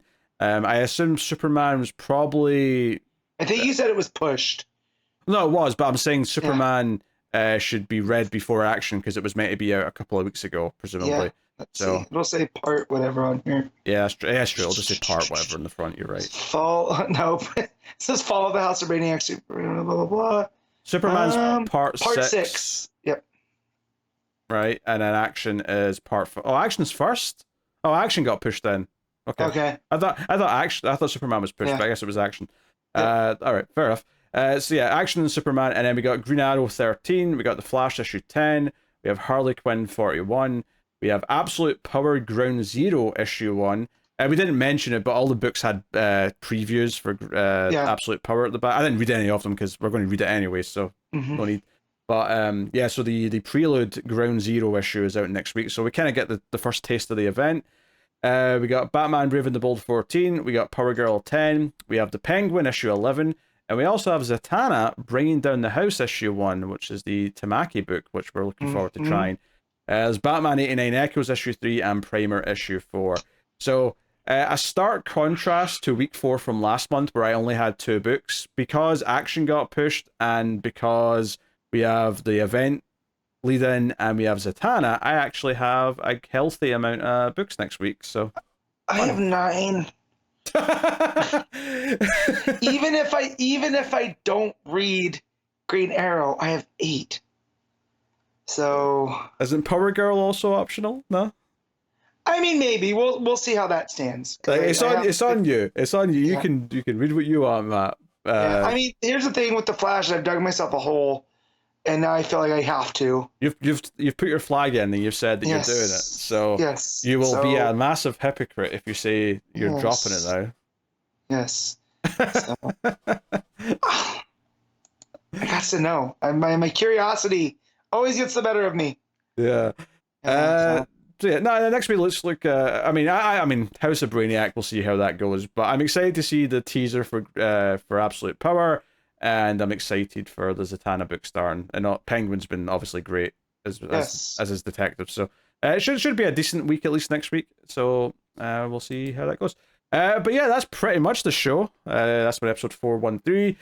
We'll see you next week with those books we mentioned, and of course you can support all the content over at patreon.com/MailFuzzTV and get some bonuses for your trouble. Helps the podcast keep coming, helps with all the shows that I do on MailFuzz Movies and MailFuzz TV. So if you haven't checked out those, if you like the idea of horror movie reviews or sci-fi movie reviews, there's a bunch of those over there. But that is the show. So thank you very much for joining us. We do appreciate it. Keep reading DC Comics, and remember to never get lost in the Speed Force.